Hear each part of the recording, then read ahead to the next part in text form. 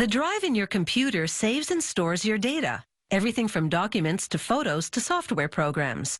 The newer generation drives are solid-state drives.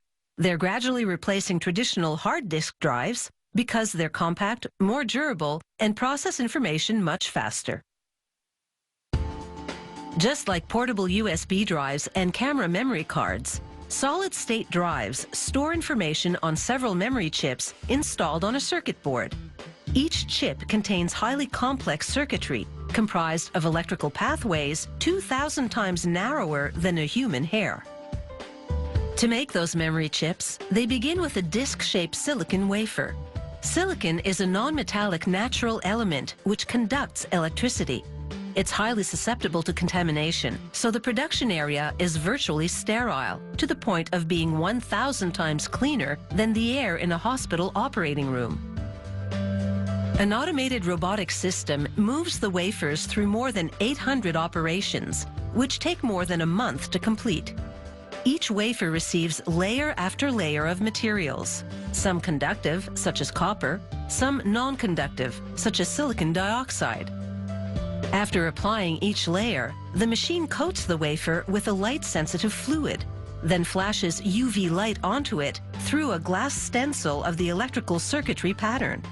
In the areas where the fluid is exposed to the light, the chemicals break down and dissolve. Where the fluid was shielded from light by the stencil, the materials remain intact, effectively printing the circuitry pattern on the wafer. Chemical baths then wash away the exposed fluid and material. Each 30-centimeter wide wafer yields hundreds of microchips, which now have to be sliced apart. The robotic cutting machine covers the wafer with an adhesive film to hold the chips in place while they're being cut loose from each other. The next machine inserts each clip in a protective plastic housing. Meanwhile, 6 circuit boards at a time enter a machine which applies a thin layer of tin alloy solder paste onto the areas where the memory chips and other components will go. As the boards exit the machine, a robotic arm picks off the components required for each drive from feeder spools and deposits them at their respective locations on the circuit board. This particular model has 8 microchips, each able to store 64 gigabytes of data, giving the drive a capacity of 512 gigs. The circuit boards now enter a tunnel-shaped oven, which melts the solder paste, fusing the components to the board. The brain of the solid-state drive is now complete and ready for the first phase of quality control testing.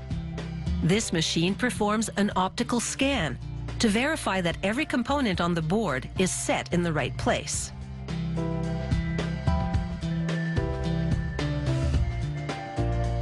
The next machine X-rays the board to verify that each component is securely soldered in the correct location.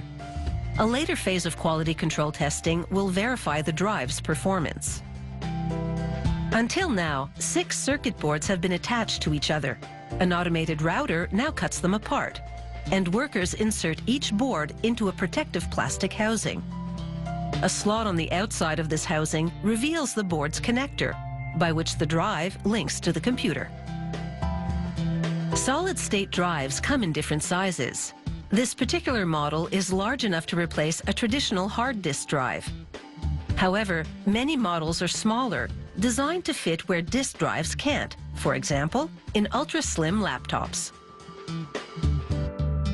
Every drive is labeled with its technical specs, model and serial numbers, and so on, along with a barcode for production tracking. Then they plug the drive's connector into a tester, which, after verifying that everything functions electronically, installs the drive's operating system.